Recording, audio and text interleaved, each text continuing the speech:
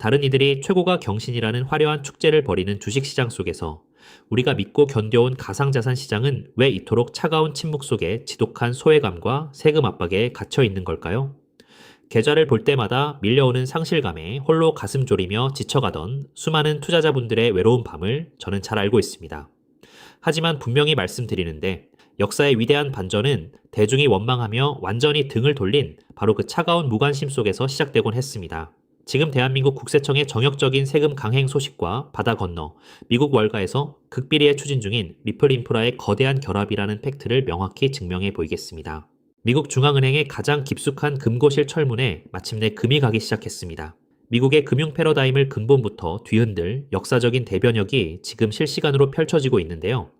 지난주 도널드 트럼프 대통령이 정역적으로 서명한 특별 행정명령 한 장이 과거 가상자산 기업들을 가로막던 연방준비제도의 거대한 장벽을 강제로 허물고 있습니다.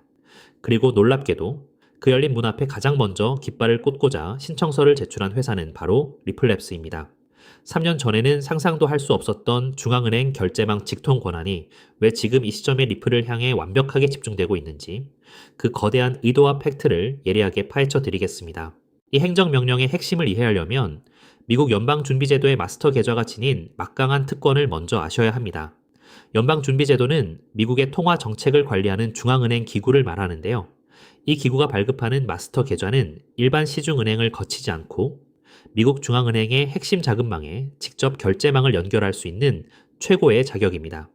연준의 핵심망에는 막대한 자금을 초고속으로 이체하는 패드와이어와 24시간 실시간 정산이 가능한 패드나우가 있습니다. 리플 같은 기업이 이 계좌를 확보하면 중간에서 까다롭게 승인을 받아야 했던 대형 은행들이 사라지면서 금융통행세와 결제 지연 문제가 제로가 되는 금융 지배자의 위치를 차지하게 되는 것이죠. 사실 이 마스터 계좌의 문은 전통 은행들이 자신들의 기득권을 지키기 위해 가상자산 기업들에게 철저히 닫아버린 통곡의 벽이었습니다.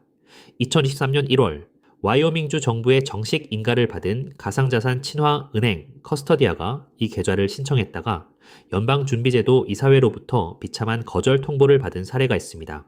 연준은 가상자산 중심의 사업 모델이 금융 시스템의 건전성을 심각하게 해친다는 이유를 들었고 이어진 소송에서도 연방법원은 연준의 거부권이 정당하다고 판결하며 1심에서 패소했습니다.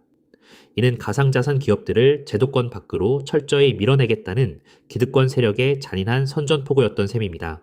하지만 도널드 트럼프 대통령이 재집권하면서 가상자산을 억압하던 연준의 독점 체제의 거대한 시한폭탄이 투하되었습니다. 트럼프 대통령은 금융기술 혁신을 규제체계에 전면 통합하라는 강력한 행정명령에 서명했습니다. 이 명령의 핵심은 연방준비제도와 양대 규제기관들에게 핀테크나 디지털 자산 기업들이 패드마스터 계좌와 실시간 결제망에 합법적으로 접근할 수 있도록 규정 자체를 처음부터 다시 설계하라고 지시하는 것입니다. 특히 검토 기한을 단 120일로 못 박으면서 4개월 안에 공식 답변을 내놓으라고 연준을 압박했습니다. 3년 전에는 정부가 앞장서서 코인을 탄압했다면 지금은 트럼프 정부가 직접 나서 가상자산 기업들에게 중앙은행의 문을 열어주라고 명령하는 대반전의 상황인 것입니다. 연준의 굳건했던 문은 정부의 행정명령이 떨어지기 직전부터 이미 내부에서부터 균열이 시작되고 있었습니다.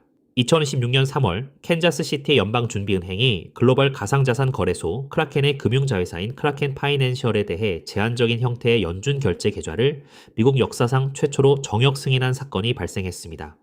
비록 마스터 계좌보다 권한은 적었지만 정부 공인 가상자산 기업이 미국 중앙은행의 결제망에 정식으로 발을 들였다는 사실 자체가 엄청난 변화였습니다. 이처럼 이미 무너지기 시작한 낡은 은행 시스템 위에 트럼프 대통령이 행정명령으로 거대한 가속 페달을 밟아버린 형국인 것입니다. 이 엄청난 변화는 행정부의 일방적인 움직임이 아니라 미국 의회 입법부의 강력한 법안 협조와 함께 톱니바퀴처럼 정교하게 맞물려 돌아가고 있습니다. 현재 미국 하원금융위원회에서는 핀테크 및 가상자산 기업들이 연준의 실시간 결제망에 합법적으로 접근할 수 있는 권리를 법으로 보장하는 페이스 법안이 정역 발의되어 최종 통과를 앞두고 있습니다. 트럼프 대통령의 행정명령이라는 거대한 미사일과 의회의 페이스 법안, 그리고 연방준비은행의 사전 승인 전례라는 세 가지 거대한 축이 하나의 방향을 향해 무섭게 정렬되고 있습니다. 이 거대한 수급의 정렬이 가리키는 종착지는 바로 리플의 영역이라는 사실입니다. 가장 소름 돋는 진실은 리플사가 제출한 패드마스터 계좌 신청서가 지금 이 순간 연방준비제도 이사회 책상 위에서 최종 심사를 받는 바로 그 시점에 트럼프 대통령이 심사 규칙 자체를 리플에게 절대적으로 유리하게 재설계하라고 지시했다는 점입니다. 리플의 마스터 계좌 승인이 마침내 현실화되는 순간 어떤 파장이 일어날까요? 리플은 타 은행의 중개 없이 미국 중앙은행망과 직접 연결되어 국경 간 자금 이체를 실시간으로 처리하는 독점적인 권한을 갖게 됩니다.